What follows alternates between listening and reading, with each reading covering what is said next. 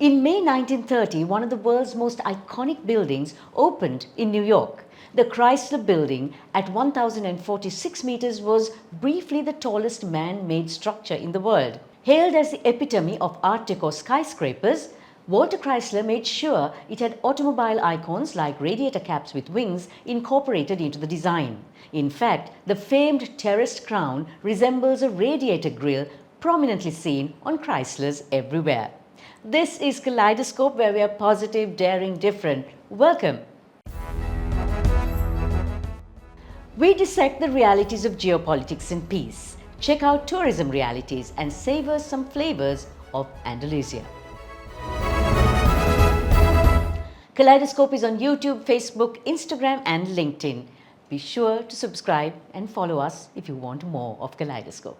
A massive thank you to our amazing partners on the show, Srilanka Live, CDB and The Daily Morning. CDB Hybrid Leasing. Enjoy exclusive interest rate and much more for hybrids, plug-in hybrids and EV vehicles. And we begin with CDB Snapshot, a roundup of the week that was. The Central Bank of Sri Lanka decides to maintain the standing deposit and lending facility rates at 8.5% and 9.5%. The Global Expression Report moves Sri Lanka from the highly restricted to restricted section, an improvement for freedom of expression. Sri Lanka becomes the first country in South Asia to grant free land ownership to its citizens. Pope Francis gives approval for Blessed Carlo Acutis to be canonized as the first millennial saint. Bryn Pirathapan, veterinary surgeon of Sri Lankan heritage, wins MasterChef UK 2024. A couple in Pennsylvania aged 102 and 100 years sets a new world record for the world's oldest bride and groom.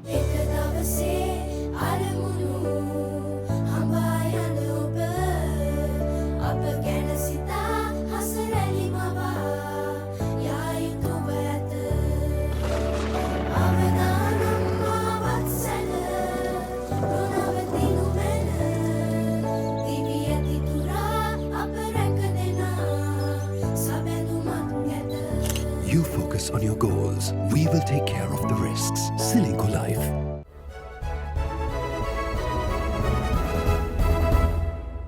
Welcome. This is Srilanka Life News Capsule. The Times of India just declared Sri Lanka among the most popular travel destinations in Asia. And as you can see from our numbers, tourism is looking good. Tourist arrivals reached the 100,000 mark this week, and expectations are that total arrivals will touch 900,000 by early July. But looking inward, the tourism strategy and long-term plan is somewhat wanting. Our indecisiveness can actually kill the golden goose. Well, I asked Vice President of the Sri Lanka Association for Inbound Travel Operators and MD of Columbus Tours, Bobby Jordan Hansen, into the studio for some answers to my questions. Bobby, lovely to have you on the show. Sri Lanka's tourism numbers are looking great, but we are pretty indecisive when it comes to carrying out a long-term vision. Why is that? What we feel that for a long-term vision in tourism, all stakeholders must work together with the private sector. There are several ministries that are involved in the tourism sector. All of them must work together with the private sector to formulate a good long-term policy and vision. Are we attuned to what the tourist wants, and what do they want? I think we are very attuned to what they want. I mean, firstly, we have a superb country. I mean, we have a friendly and open approach, you know. Obviously, different segments want different experiences, but Sri Lanka is blessed with biodiversity and can provide the discerning travel of today, luxury, and we have to they want to experience unexplored regions. For example, Jaffna, Manna. Frankly, no drastic change is necessary, just a good recipe. And we will give them that. The thing is, the infrastructure, for example, it takes 6 hours to travel to Batiklo. And actually, Batiklo can be the Bali of the East. But we have to step up on doing our infrastructure. What needs to change in our tourism recipe? We need to change our approach to how we present our tourism recipe to the traveler. We have to just package places off the beaten track. We have to look at what the trends are of today. People like slow travel. They don't want to be rushed from Anuradhapura to Kandy to Galle to, they just want slow travel. They would like to savor the places they go to, and one by one they sort of collect more experiences. They want to collect experiences, they want to empathize with the people, and they love to immerse themselves in natural experiences. For example, a cricket match, they love that. What should Sri Lanka be pushing the envelope at when giving something to the tourists? All line ministries should be getting together, and they should be putting their heads together to formulate one good offering for the tourist. That means, you have the cultural ministry, and you have the wildlife ministry, and you have the Ministry of Airport and Aviation, and you have our Minister of Tourism. So many ministries are involved in this one offering.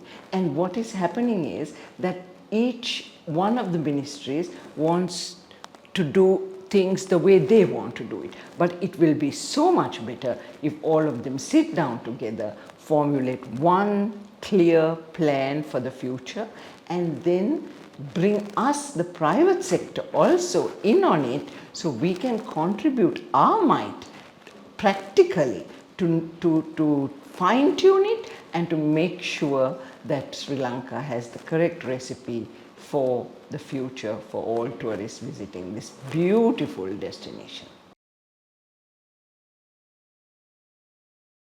And now here's our market cap for this week. Oil prices rose slightly to around $85 per barrel as OPEC Plus agreed to keep voluntary production cuts totaling about 2.2 million barrels per day.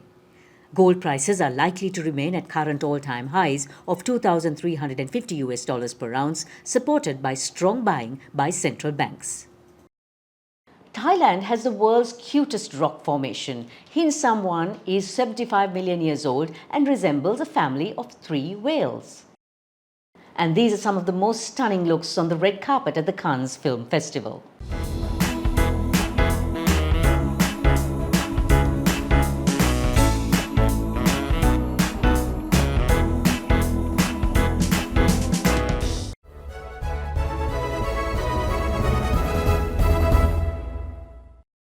According to the Global Peace Index, Sri Lanka is number 107 out of 163.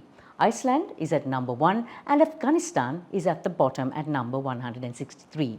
It seems that Sri Lanka, however, is closer to the bottom of the list than it is to the top. But while we speak of peace being an organic process, have we ever wondered the role that geopolitics plays in mooting a sustainable peace? On Let's Talk today, I sit with Nilandan Nirudhan, who is the Executive Director of the Centerforlaw&Security Studies. He's a defense analyst and commentator on global and national security issues, including hybrid warfare, maritime piracy, military technology, and urban insurgency.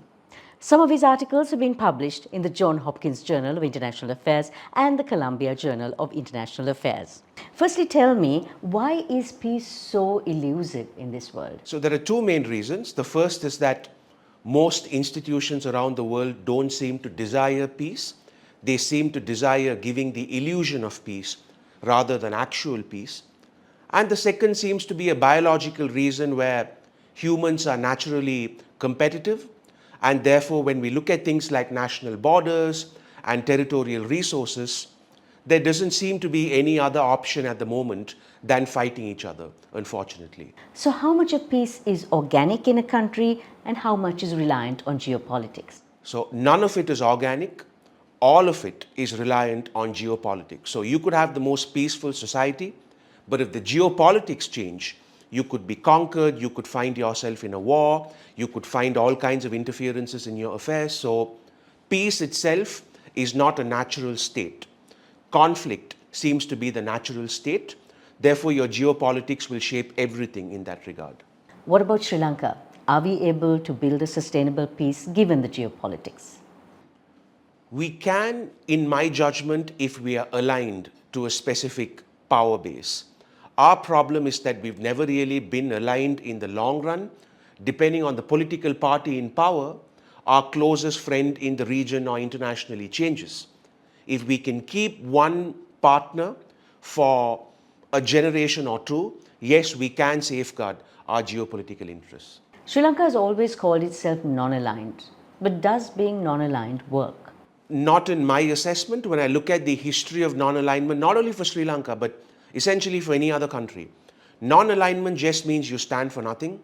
And non-alignment essentially means that you can attend a lot of conferences and you can make a lot of gestures of camaraderie, but nobody really comes to your aid when you need it. Alignment is what gets you friends who will come to your aid when you need it. So some examples of countries that are aligned and have made it a success? So if we look at all the rich countries in Asia, for example, Singapore, Saudi Arabia, Israel, Japan, South Korea, all of them are very specifically aligned over 2-3 generations to one particular power center. And that's been a major reason for their rise to the top. So just look at any of the rich countries in Asia, they will all be aligned. Hybrid warfare and cyber warfare in geopolitics, how do these impact us? These impact Sri Lanka in a great way because these allow countries to not only wage war against us, but infringe on our interests without making it obvious. So hybrid warfare, for instance, is warfare with political, legal, and military means in order to destabilize a nation. So legally, politically, there are many things that countries around the world can do to us. In terms of cyber warfare, there are just these hobbyist hackers in China, India, the United States, who could wreak a lot of havoc in a small country like ours. So these technological challenges will always be a major minefield that we need to navigate through. The smaller the nation, the more vulnerable. Is this the case when it comes to Sri Lanka? It's more to do with your political size rather than your geographic size. So for example, Israel is geographically smaller than all of its neighbors. But Israel has repeatedly defeated all of its neighbors in many wars. Singapore is smaller than all of its neighbors, but Singapore has far more geopolitical power than a Malaysia or so.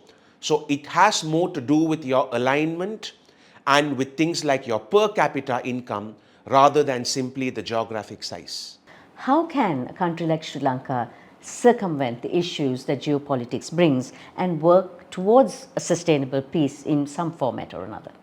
I do feel that alignment should be our way forward because historically, statistically, especially in Asia, that has been the way to achieve long-term stability and prosperity. As long as peace goes, once again, if we can have some kind of all-party consensus on what we mean by peace, what we mean by reconciliation, if we can just get the parties to agree on some kind of common narrative, that itself would go a long, long way in long-term peace building.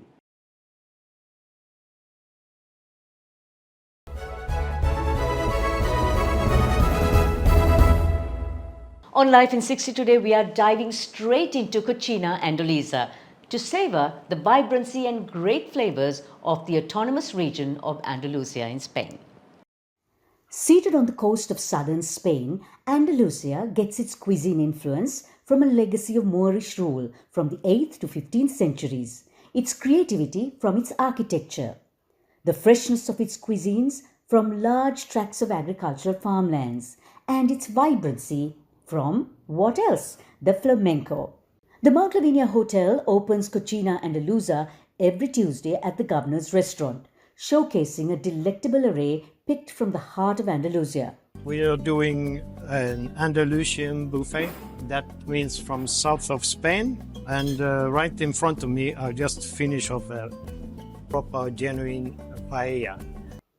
Besides that yummy seafood paella, is a treasure trove of seafood found on the Spanish coast and fresh farm fare meticulously put together like art on a plate. Here we got cabrito, means the goat, roast goat. We got a bunch of grill items, which from chorizo to grilled sardines, from fritos to tapas. All these things, a very healthy Mediterranean fare. Experience a little bit of Andalusia in Sri Lanka. It will undeniably captivate your palate. And with that, we will see you next week.